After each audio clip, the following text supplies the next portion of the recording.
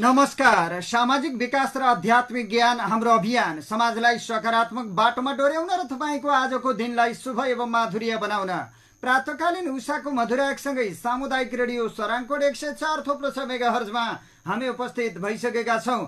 पोखराको न्युरोड स्थित स्टुडियोबाट प्रत्यक्ष र www.sarangkotkhabar.com मार्फत संसारभर सुन्न सकिने बिहान 5:30 बजेको सराङकोट शुभ बिहानी खबरमा प्राविधिक मित्र सागरसँगै समाचार कक्षबाट म कमल पौडेल अथकको हार्दिक स्वागत छ। आज मिति 2080 साल साउन भदौ महिनाको 4 गते सोमबार, नेपाल सम्बन्ध 1143, तदनुसार सन् 2023 अगस्त 21 तारिक आज पञ्चमी तिथि। अब सुनौ शुभ बिहानी खबरका प्रमुख शीर्षकहरू। आज नाग पञ्चमी पर्व, नागको थानमा नाग पूजा, घर घरमा नागको तस्बिर टाँसेर यो पर्व मनाइँदै कास्कीको पशुपक्षी फार्ममा लागु औषधको भण्डार, पोखरामा समातिए 2 जना युवा, मुस्ताङमा बाढीले पुरिएको 1.5 करोड रुपैयाँ फेला पर्यो, केपी ओलीद्वारा सर्वदलीय बैठक बहिष्कार, राष्ट्रपतिले बढाए सक्रियता, कोशीमा एमाले र राप्रपाको नयाँ रणनीति, 6,743 वडामा एकसाथ पुग्ने माओवादी विशेष अभियानको तयारी, अभियानको बीचमा पर्ने सबै चाडपर्व जनतासँग मनाउन परिपत्र, विराटनगर स्थित ग्रीन क्रस अस्पतालमा अविवाहित युवतीको नवजात शिशु अस्पतालबाटै गायब, शिशु हराएको 1.5 महिनापछि डाक्टर सहित 2 जना पक्राउ, सांसद खुलाउन डाकिएको सिंहदरबार बैठक निष्कर्षविहीन, प्रतिनिधि सभाको बैठक भदौ 5 गतेसम्मलाई स्थगित, प्रचण्ड विरुद्धको अदालतको अवहेलना मुद्दा हेर्न नभ्याइनेमा प्रस्तावित प्रधान न्यायाधीश श्रेष्ठ विरुद्ध 3वटा उजुरी, आज छलफल, लुम्बिनी सरकार अझै अपूर्ण, संसदीय समिति पनि नेतृत्वविहीन, जबरजस्ती करणी गरेको आरोपमा युवा संघ बेलघारीका अध्यक्ष पक्राउ, रेस्टुरेन्टमा बोलाएर बलात्कार गरेको उजुरी, 42 चिनिया लडाकु विमान आफ्नो हवाई क्षेत्रमा प्रवेश गरेको ताइवानको आरोप, रुसी अन्तरिक्ष यान चन्द्रमामा दुर्घटना र कोशी गण्डकी र बागमती प्रदेशका 1-2 ठाउँमा ठूलो पानी पर्ने अनुमान। अब खबरहरू विस्तारमा।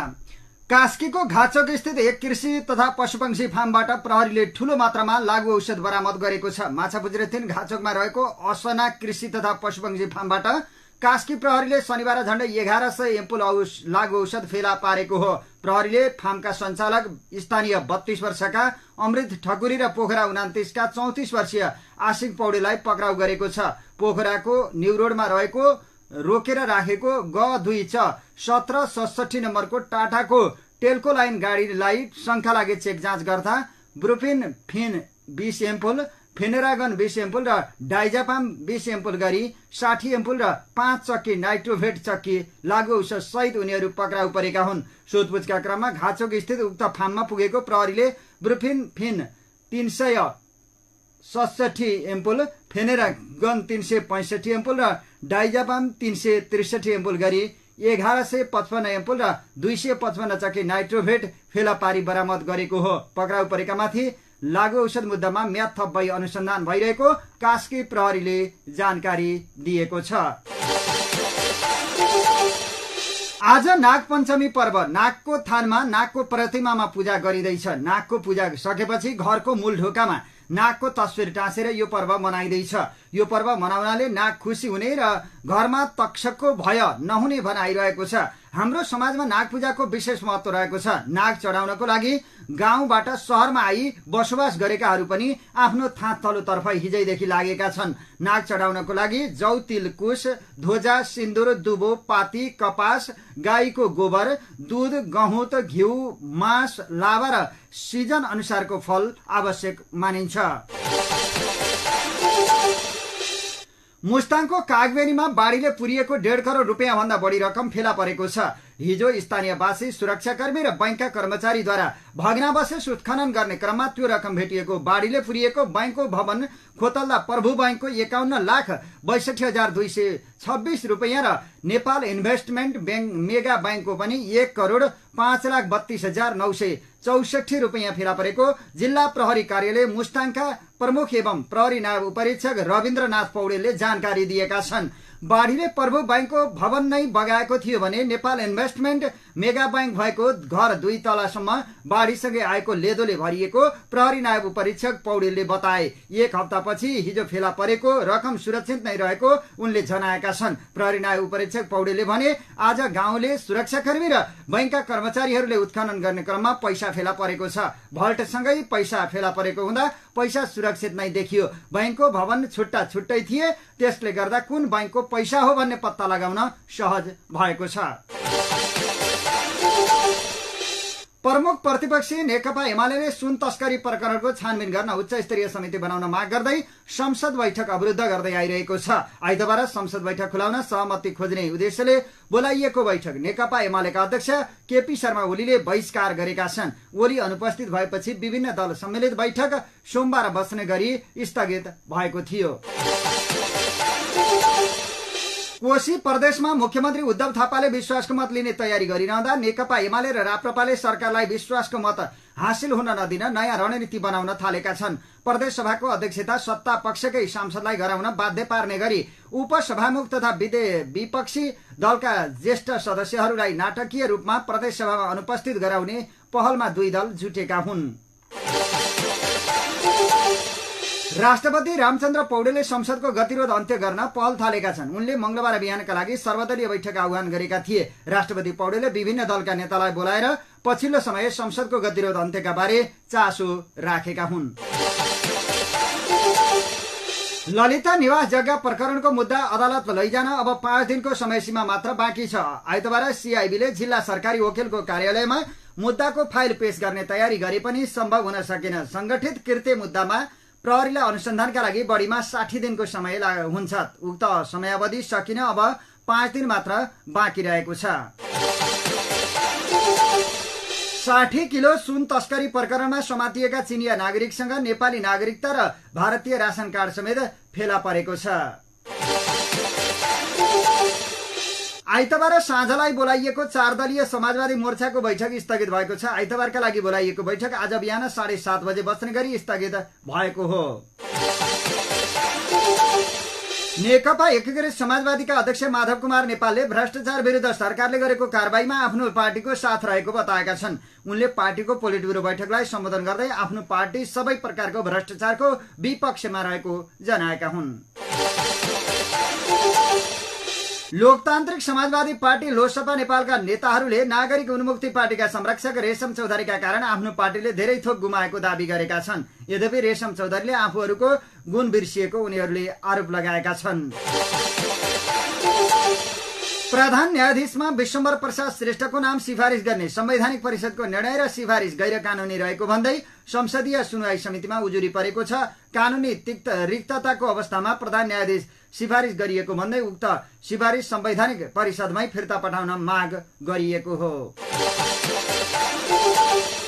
काठमाडौँ महानगरपालिकाका सडकमा साइकल गाडामा व्यापार गर्ने परम्परागत मजदुर तथा उद्यमीलाई वैकल्पिक र सम्मानजनक व्यवस्थापनको माग गर्दै हिजो विरोध प्रदर्शन भएको छ। शान्तिपूर्ण आन्दोलनको अभियान अन्तर्गत युवाहरूले राष्ट्रिय सभागृह अगाडि गरिबको चमेली गीत प्रदर्शन गरेका हुन्। महानगर प्रमुख बालेन शाहले चलाएको अभियानले उनीहरू मर्कामा परेको भन्दै ध्यानकर्षणका लागि विरोध प्रदर्शन गरिएको आयोजकको भनाइ छ। भदौ 16 गतेदेखि सुरु हुने नेकपा माओवादी केन्द्रको जनतासँग माओवादी विशेष रूपान्तरण 3 महिने अभियानको तयारी तीव्र रूपमा अगाडि बढाइएको छ। 25 लाख जनताबीच पुग्ने लक्ष्यसहित 3 चरणको अभियान सफल बनाउन माओवादी केन्द्रका पदाधिकारी, केन्द्रीय सदस्य र प्रदेशका पदाधिकारीहरू तयारीमा जुटेका हुन्। साउन 17 देखि 21 सम्म काठमाडौँमा बसेको माओवादी केन्द्रीय समिति बैठकले 10 वटै प्रदेशको इन्चार्ज फेरबदल गरेको थियो। यसैबीच सम्बन्धित प्रदेशका इन्चार्ज, केन्द्रीय सदस्य र प्रदेशका पदाधिकारी बसेर केन्द्रले जारी गरेको परिपत्र अनुसार माओवादीका नेताहरूको कार्यविभाजन, जनपरिचालन, अभियानको मोडालिटी लगायतका विषयमा निर्णय गरेको केन्द्रीय सचिव एवं सुदूरपश्चिमका इन्चार्ज डिलाराम आचार्यले बताएका छन्। आचार्यका अनुसार 10 प्रदेश मध्ये 5 प्रदेशका केन्द्रीय सदस्यहरूको कार्यविभाजन टुङ्गिसकेको छ।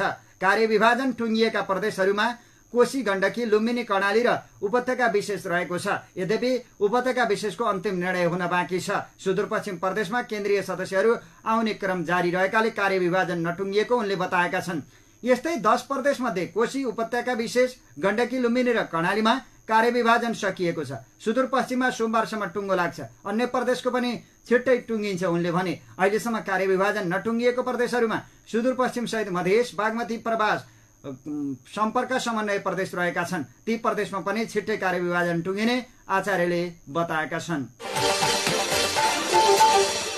घर घरमा माओवादी, जनजनमा माओवादी नारासहित प्रधानमन्त्री एवं माओवादी केन्द्रका अध्यक्ष प्रचण्डले भव्य समारोह गरी अभियानको शुभारम्भ गर्ने भएका छन्। 753 पालिकाको 6743 वडामा 88 समूह बनाएर एकसाथ अभियान सुरु गर्ने तयारी गरेको केन्द्रीय कार्यालय सचिव डोर प्रसाद उपाध्यायले बताएका छन्। उद्घाटनको दिन प्रत्येक वडामा एकजना केन्द्रीय सदस्य पुग्ने र बाँकी वडामा प्रदेश कमिटिका पदाधिकारी र सदस्यहरू पुग्ने व्यवस्था मिलाएको छ।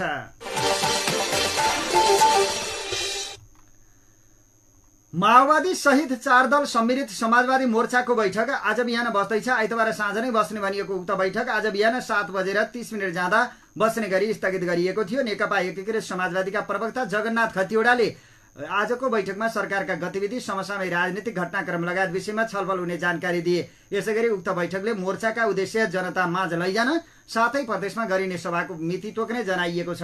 बैठक नेकपा एकीकृत समाजवादी पार्टीको केन्द्रीय कार्यालय आलोक नगरमा बस्नेछ।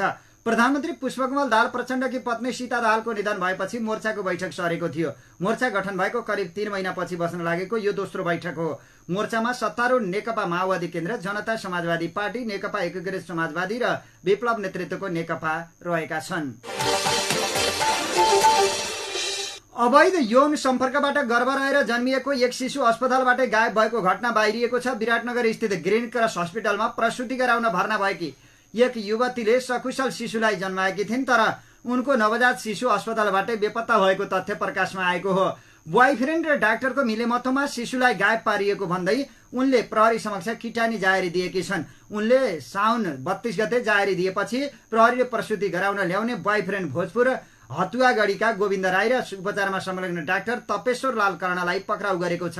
डाक्टर कर्ण भने बिरामी भएर अस्पताल भर्ना भएका कारण थप विवरण आई नसकेको मोरङ प्रहरीका प्रवक्ता रञ्जन कुमार दाहालले जानकारी दिएका छन्। विराटनगर स्थित ग्रीन क्रस हस्पिटल विराटनगर महानगरपालिका प्रमुख नागेश कोइरालाको हो। राई भने 26 वर्षीय ती किशोरीका प्रेमी हुन्। असार 13 गते किशोरीले ग्रीन क्रस हस्पिटलमा नवजात शिशु छोरीलाई जन्म दिएकी थिइन्। उनले नर्मल डेलिभरी मार्फत छोरीलाई जन्म दिएको प्रहरीको अनुसन्धानबाट खुलेको छ। 2 जना बीचको सम्बन्धबाट गर्भ बसेपछि गोविन्दले प्रेमिकालाई उपचारका लागि भन्दै विराटनगर लिएर आएका थिए। सुरुमा उनले ग्रीन क्रस अस्पताल नजिकै रहेको दिपेश मेडिकल क्लिनिकमा लगेका थिए। उक्त क्लिनिक डाक्टर कर्णको हो।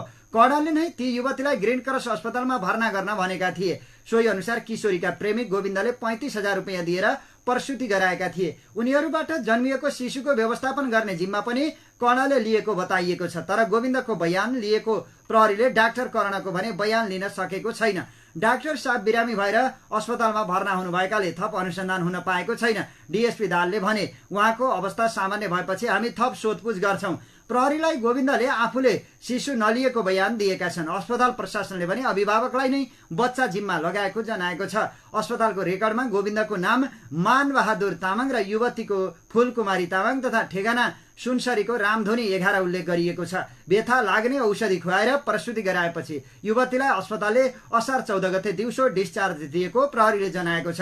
अस्पतालले बिदा दिएपछि आफूलाई प्रेमीले इटहरी लिएर गएको युवतीले बताएकी छन्। बच्चा बिना नै टेम्पोमा राखेर उहाँ गोविन्दले मलाई इटहरी पुर्याउनु भयो। बस पार्क छेउको होटलमा कोठा लिएर राख्नुभयो। बच्चा खोइ भन्दा अस्पतालमै छ भन्नुभयो। 2 दिनपछि असार 16 गते मेरो काम छ भन्दै बस्नु ल भन्दै होटलबाट निस्कनु भयो। त्यसपछि फर्किएर आउनु भएन। होटलको नाम मलाई थाहा छैन युवतीले भनिन्। होटलमा अलपत्र छाडेर हिँडेका गोविन्द फर्किएर नआएपछि आफू सुनसरीको सोनापुर आएर बसेको युवतीले प्रहरीलाई बताएकी छन्। मैले जिउँदै बच्चा जन्माएकी हुँ, छोरी जन्मिएको भनेर नर्सहरूले भनेका थिए। पछि डिस्चार्ज गर्दा बच्चा दिएनन्। गोविन्दले नै बच्चा राख्ने व्यवस्था मिलाए जस्तो लाग्यो। उनले भनिन् मैले जन्माएको बच्चा अहिलेसम्म मेरो साथमा छैन।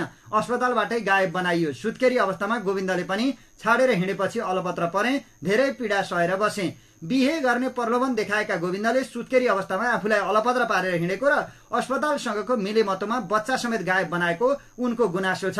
होटलमा अलपत्र छाडेर गएका प्रेमी नफर्किएपछि उनी प्रहरीको शरणमा पुगेकी छन्।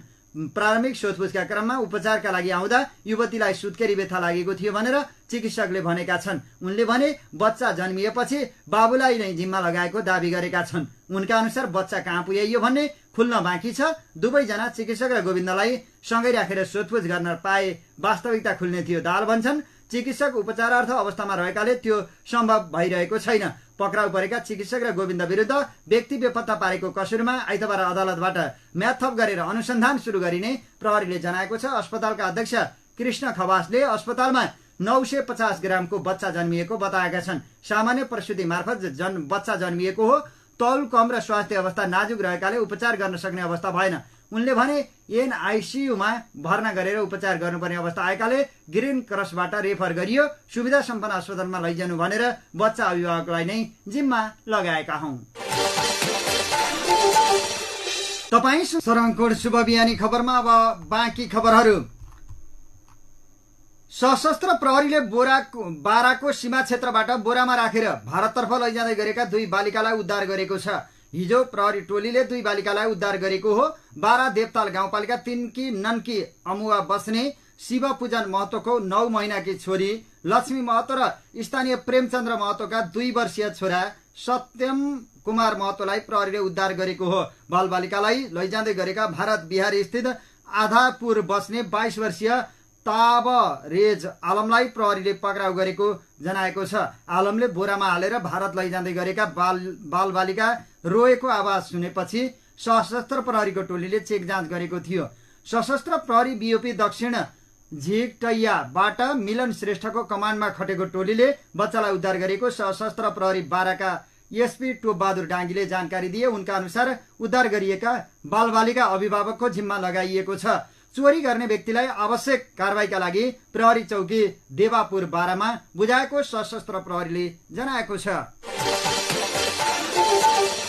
प्रतिनिधि सभामा जारी गतिरोध अन्त्यका लागि प्रधानमन्त्री पुष्पकमल दाहाल प्रचण्डले बोलाएको बैठक निष्कर्षविहीन सकिएको छ। प्रमुख प्रतिपक्षी दल, अन्य विपक्षी दल तथा सत्तारूढ दलहरूबीच भएको छलफलमा संसद खुलाउने विषयमा सहमति जुट्न सकेन। आइतबार दिउँसो सिंह दरबारमा बसेको बैठकमा संसद खुलाउने विषयमा भएको छलफल सहमतिको नजिक पुगेको राष्ट्रिय स्वतन्त्र पार्टीका सभापति रवि लामिछानेले बताए। बैठकपछि उनले भने जे जस्ता असमझदारीका कुराहरू थिए ती कुराहरूमा छलफल भएर एकदम नजिक पुगेको हुनाले अब एउटा बैठकमा टुङ्ग्याउने गरी भनेर सम्भवतः भोलि बस्ने बैठकले टुङ्गोमा पुर्याउने र बटम लाइन सदन जसरी पनि खोल्ने भन्ने तहसम्म हामीले छलफल गरेका छौं। उनले हिजोको प्रतिनिधि सभा बैठक स्थगित भएको बताएका छन्। बैठकमा गृहमन्त्री नारायण काजी श्रेष्ठले अनुसन्धानले गति लिएको र समानान्तर ढंगले छानबिन समिति बनाउँदा त्यसमा अवरोध हुन्छ कि भन्ने कुरा राखेका थिए। संघीय संसद अन्तर्गत हिजो बस्ने भनिएको प्रतिनिधि सभाको बैठक स्थगित भएको छ। बैठक दिउँसो 1 बजेका लागि बोलाइएको थियो। प्रमुख प्रतिपक्षी दल नेकपा एमाले हिजोको बैठकमा अवरोध गर्ने भएपछि भदौ 5 गते 3 बजे बस्ने गरी बैठक स्थगित भएको हो। नेकपा एमाले सुन प्रकरणको छानबिन गर्न समिति गठन गर्नुपर्ने माग राख्दै संसद अवरुद्ध गर्दै आएको छ। आइतबार बिहान संसदको अवरोध हटाउन सभामुख देवराज घिमिरेले प्रमुख सचेतकहरूसँग छलफल गरेका थिए, तर सत्ता पक्ष र प्रतिपक्षले अडान नछोड्दा सहमति जुट्न सकेको थिएन। तत्कालीन माओवादी केन्द्रका अध्यक्ष पुष्पकमल दाहाल प्रचण्ड विरुद्ध दायर भएको अदालतको अवहेलना मुद्दा आइतबार हेर्न नभइने सूचीमा राखिएको छ।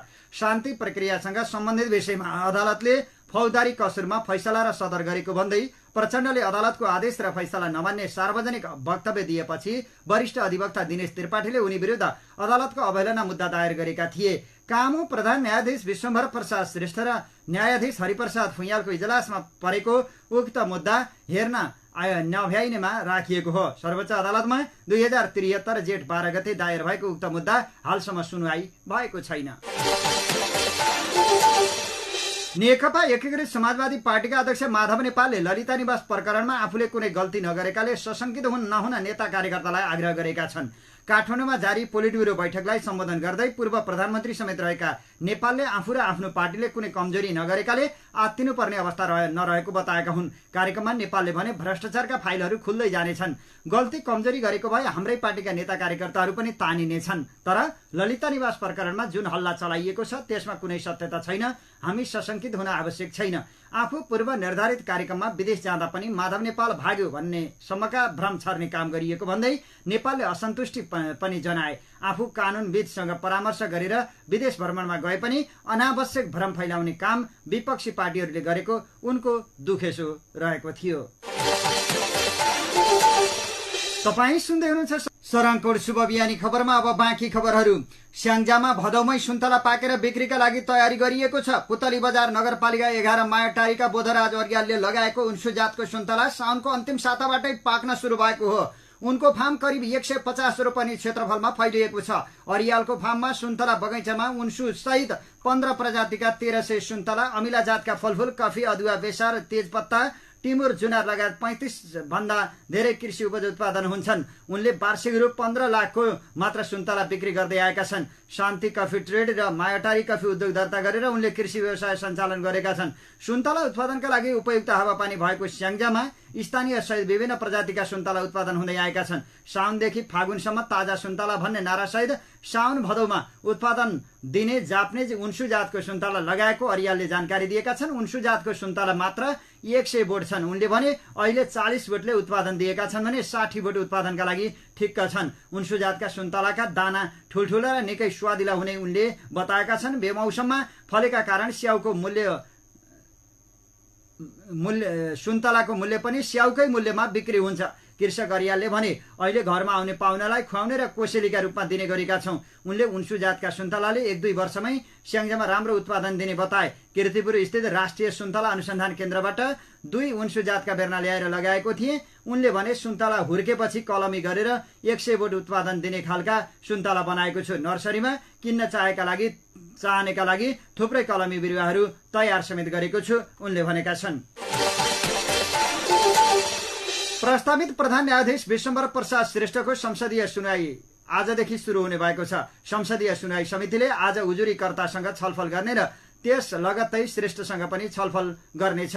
समितिको हिजो बिहान बसेको बैठकले प्रस्तावित प्रधान न्यायाधीश श्रेष्ठ विरुद्ध उजुरी दिएकाहरूसँग आज बिहान 10:30 बजे छलफल गर्ने र 11:30 बजे प्रस्तावित प्रधान न्यायाधीशसँग छलफल गर्ने निर्णय गरेको समितिका ज्येष्ठ सदस्य पशुपति शमशेर जबराले जानकारी दिए। प्रस्तावित प्रधान न्यायाधीश श्रेष्ठ विरुद्ध इमेलबाट 2 वटा र पत्र मार्फत एउटा उजुरी परेका छन्। तर इमेलबाट उजुरी गर्नेहरू सम्पर्कमा नआएकाले एकजना उजुरीकर्तासँग मात्र छलफल गर्ने समितिको तयारी छ।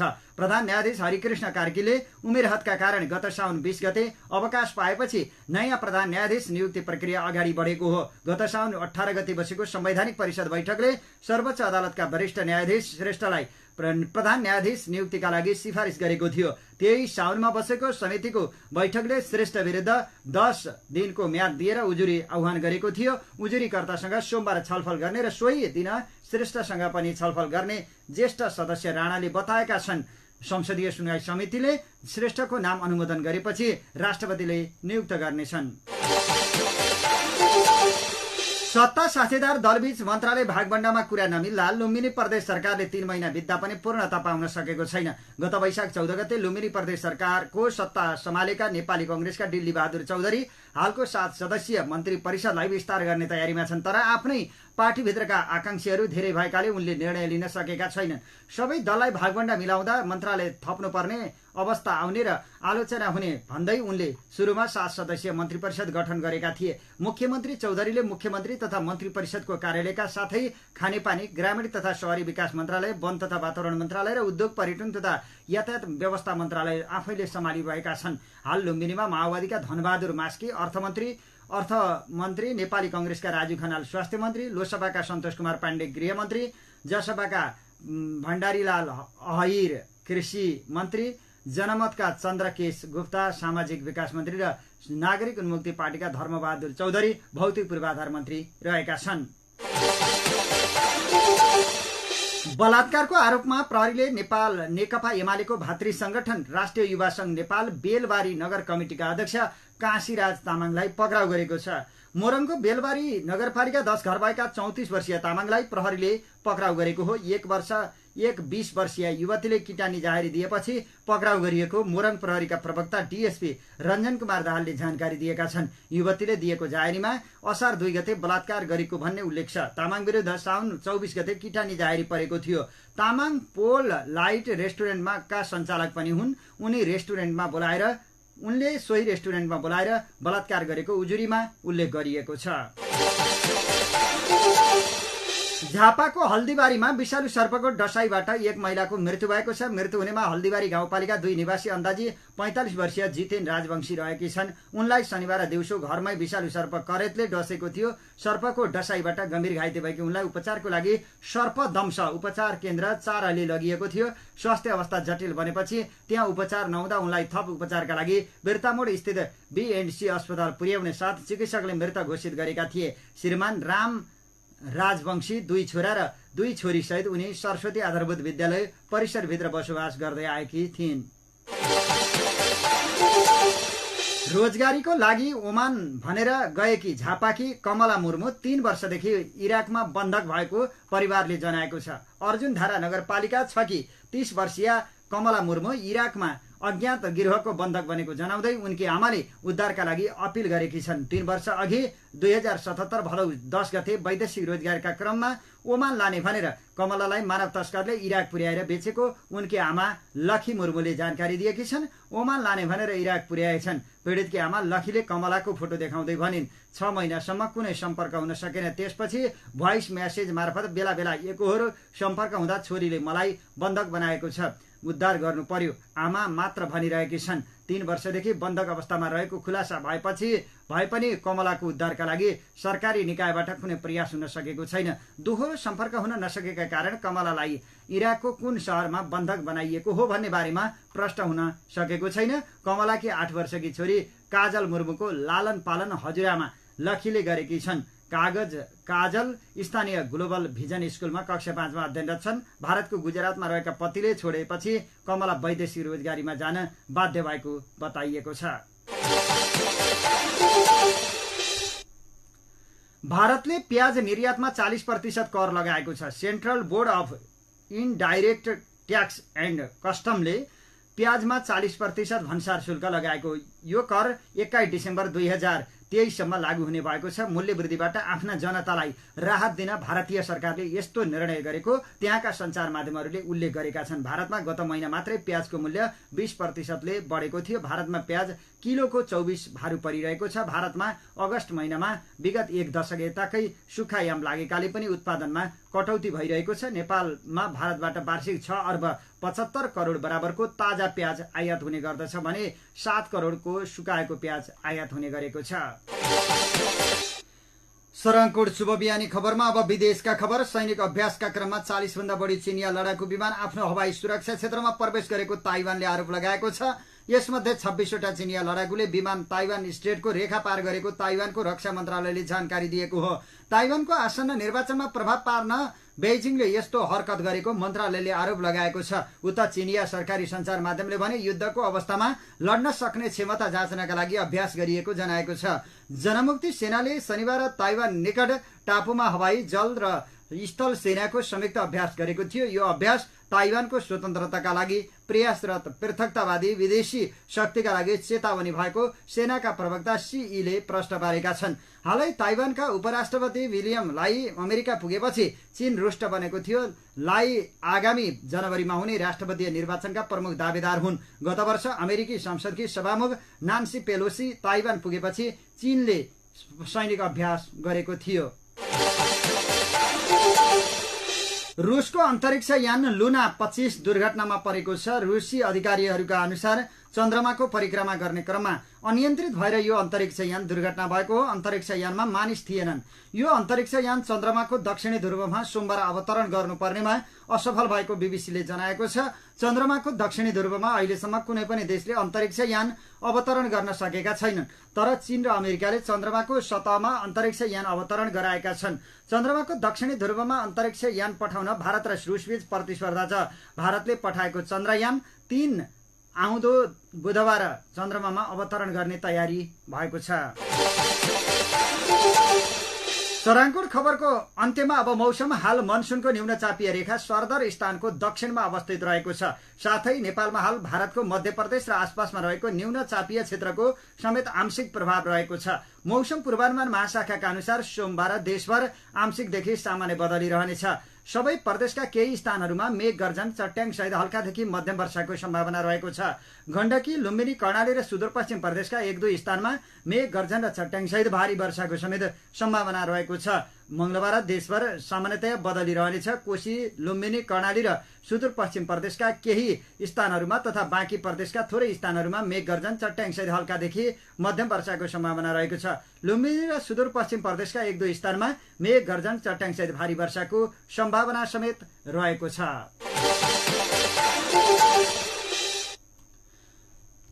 सराङकोट शुभ बिहानी खबरको अन्त्यमा प्रमुख खबरका शीर्षकहरू फेरि एकपटक।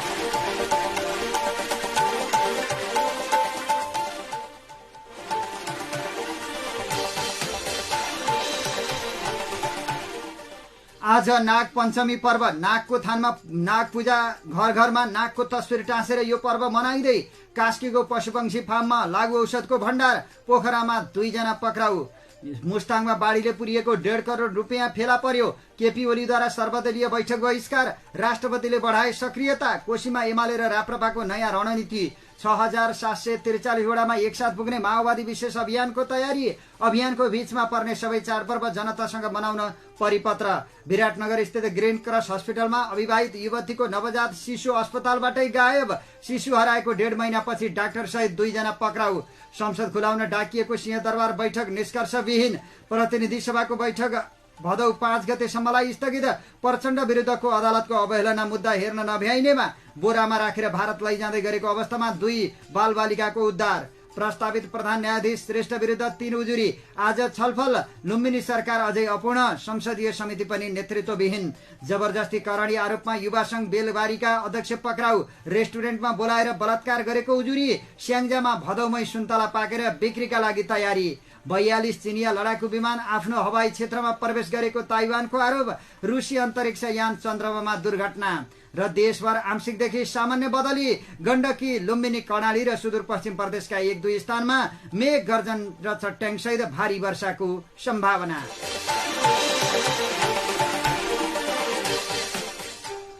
हवस्, अहिलेलाई सराङकोट शुभ बिहानी खबरहरूको क्रम यही सकिएको छ। अबको केही बेरमा नेपाली बहस लिएर उपस्थित हुने नै छौं। तबसम्मको लागि प्राविधिक मित्र सागरसँगै समाचार कक्षबाट म कमल पौडेल अथक बिदा चाहन्छु। नमस्कार, शुभ दिन।